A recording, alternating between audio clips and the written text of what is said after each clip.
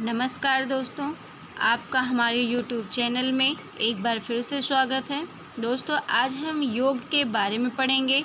योग कहते किसे हैं, इनके प्रमुख प्रकार कौन कौन से हैं और ये किस तरीके से किए जाते हैं। तो चलिए स्टार्ट करते हैं। योग शब्द की उत्पत्ति संस्कृत की युज धातु से हुई है, जिसका अर्थ है युक्त करना, जोड़ना या फिर मिलाना।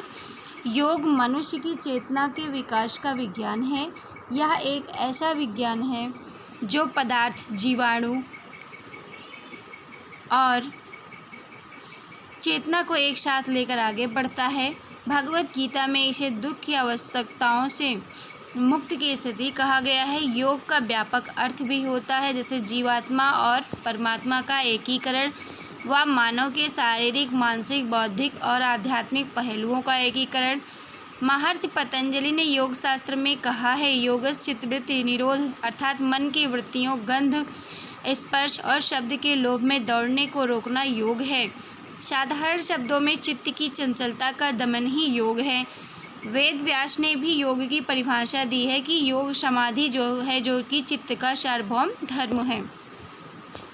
भागवत गीता के 6ठे अध्याय में श्री कृष्ण कहते हैं, योग कर्मश कौशलम, अर्थात प्रत्येक कार्य को कुशलता से संपन्न करना ही योग है।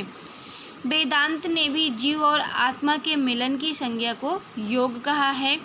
इसी तरीके से कई सारे वैज्ञानिकों ने, कई सारे दार्शनिकों ने योग की परिभाषा दी है।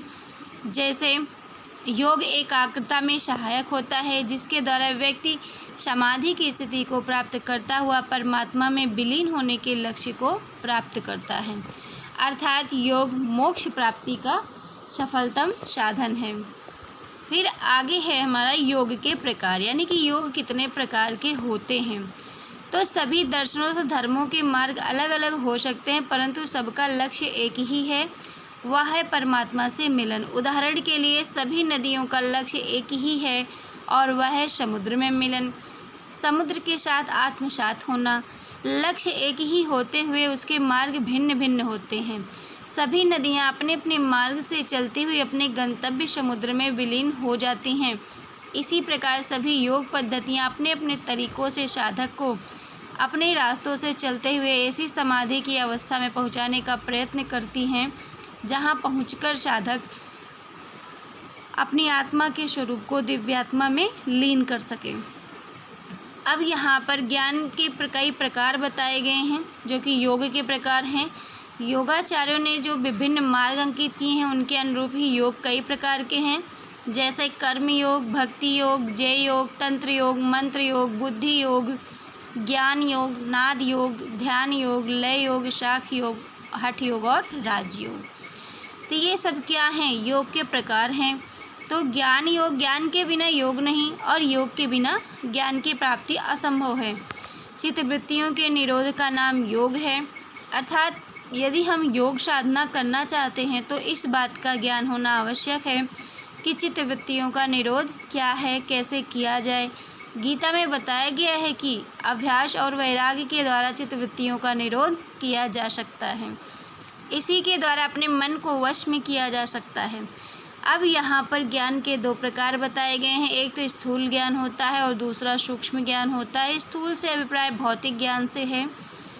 यह मानव मन को विषयों की ओर आकर्षित करता है और सांसारिक उलझनों में फंसाए रखता है तथा सांसारिक सुख प्राप्ति के कारण व्यक्ति अपने आप को ज्ञानवान समझता है। इसके बाद सूक्ष्म ज्ञान है। तो सूक्ष्म ज्ञान जो है व्यक्ति को भौतिक साधनों से हटाकर पारमार्थिक व आध्यात्मिकता की ओर ले जाता है।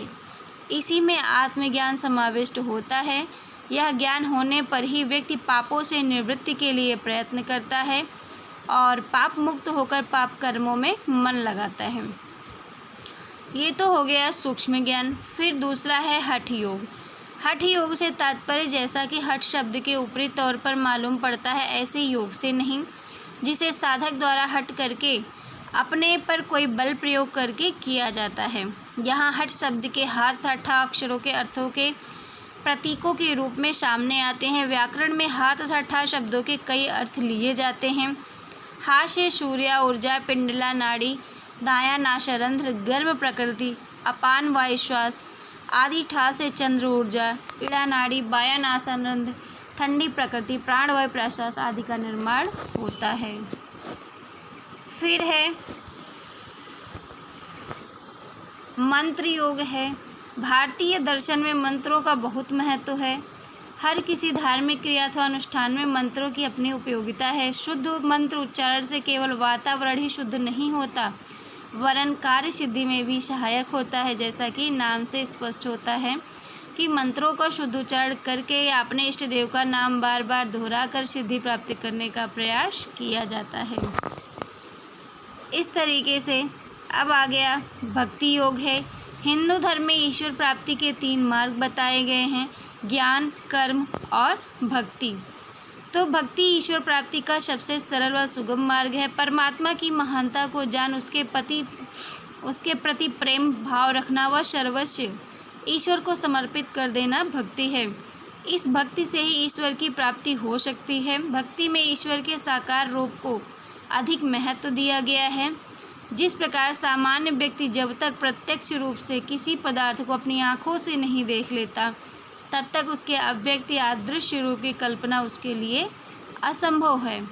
इसी प्रकार ईश्वर के साकार रूप के अभाव में उसके बारे में चिंतन मनन करना मुश्किल है। जैसे अक्षरों का परिचय कराने के लिए बच्चों को लकड़ी, प्लास्टिक आदि के ब्लॉकों के माध्यम से वर्णों के आकार को समझाते हैं। भक्ति के बारे में ये सारी बातें कही गई हैं। जैसे दुख में सुमिरन सब करे, सुख में करे न कोई, जो सुख में सुमिरन करे दुख काहे को होए। दूसरी प्रकार के वे भक्त होते हैं जो किसी पूजा स्थान या मंदिर, मस्जिद, गुरुद्वारे अथवा चर्च तथा सत्संग आदि के पास पहुँचने पर जब भजन या मंत्र ध्वनि सुनाई देती है तो स्वभावतः भगवान में आस्था रखने के कारण उस समय कुछ क्षण के लिए उस ईश्वर भक्ति में लीन हो जाते हैं।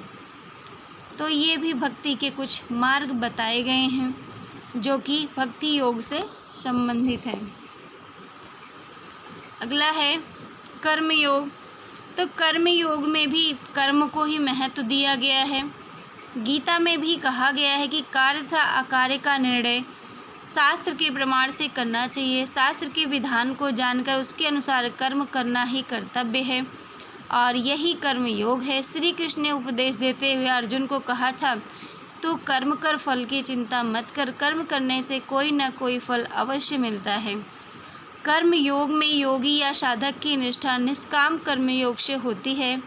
कर्म योग के संबंध में धर्माचार्यों के विचारों में भिन्नता के कारण इसे कई नामों से जाना जाता है। इस तरीके से कर्म योग की भावना को बताया गया है। कर्म का अभिप्राय भाग्य नहीं है, काम है और कर्म करते समय फल की इच्छा से ही कार्य करते हैं।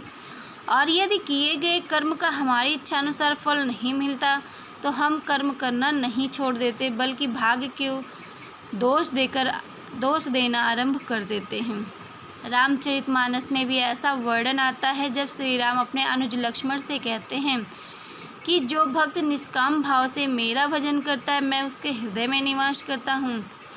हमारे दर्शन में बहुत प्राचीन कहावत है कि बोए पेड़ बबूल के आम कहाँ से खाए, जैसी करनी वैसी भरनी आदि। प्रत्येक व्यक्ति को कर्म के अनुसार ही फल मिलता है। प्रत्येक कर्म का कुछ न कुछ परिणाम अवश्य होता है। कर्म का यह चक्र निरंतर चलता रहता है तथा प्रत्येक प्राणी को अपने कर्मों के अनुसार सुख दुख भोगने पड़ते हैं। एक सच्चा साधक योगी वही है जो सुख दुख में समान भाव रखता है, सुख में अधिक प्रसन्न नहीं होता तथा दुख में रोता नहीं। अतः मनुष्य को फल की आशा न रखकर कर्मेंद्रियों से कर्म करते रहना चाहिए। अगला है इसका राजयोग। राजयोग योग की अन्य पूर्व वर्णित विधाओं व पद्धतियों को आत्मा परमात्मा के मिलन अर्थात मोक्ष प्राप्ति को अपना परम उद्देश्य मानता है। राजयोग एक प्रकार से ऐसी पद्धति का प्रतिनिधित्व करता है जिसमें सभी अन्य मुख्य पद्धतियों अथवा विधाओं की आवश्यक अच्छी बातें अपना ली गई हों। फिर राजयोग एक समन्वयवादी दृष्टिकोण को प्रस्तुत करता है।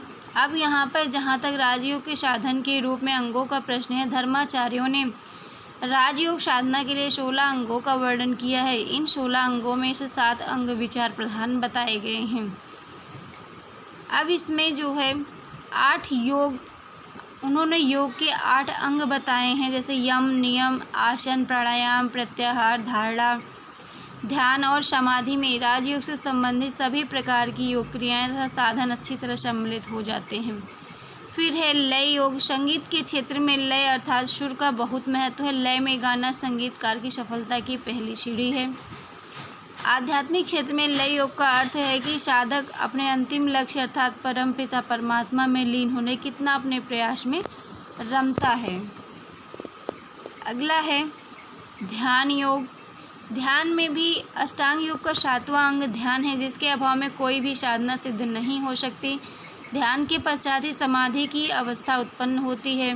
ध्यान का अर्थ है चिंतन मनन करना, और ये भी 3 प्रकार के होते हैं: स्थूल ध्यान, सूक्ष्म ध्यान, ज्योतिर्मय ध्यान।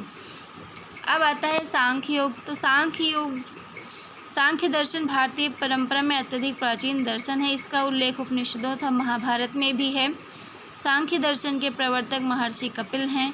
सांख्य शब्द संख्या शब्द से तस्मेदम से तद्धति अड़े प्रत्यय होकर बना हुआ है, और सांख्य दर्शन में 25 तत्वों की क्रीड़ा है। ये 25 तत्व अव्यक्त, व्यक्त और ज्ञा में विभक्त हैं। इसके बाद ये प्रकृति है, विकृति है। प्रकृति व विकृति दोनों हैं। इसमें पुरुष प्रकृति, व्यक्त प्रकृति, अव्यक्त प्रकृति, 5 ज्ञानेंद्रियों के बारे में बताया गया, 5 कर्मेंद्रियां, 5 तंत्रमालाएं आदि सारी चीज़ें बताई गई हैं। सांख्य दर्शन में मोक्ष भी है। सभी भारतीय दर्शनों का लक्ष्य मोक्ष की प्राप्ति है, और सांख्य दर्शन का लक्ष्य भी मोक्ष प्राप्ति है। मोक्ष प्राप्ति के लिए बंधन का उच्छेद आवश्यक है। दुखों से घिरा रहना ही बंधन है। सांख्य दर्शन में 3 प्रकार के दुखों का उल्लेख हुआ है, जैसे आध्यात्मिक दुख है, अधिभौतिक दुख है। अधिभौतिक दुख में यह दुख अलौकिक एवं असाधारण कार्यों से संपन्न होता है, जैसे नक्षत्र, ग्रह, भूत, प्रेम आदि द्वारा उत्पन्न दुख।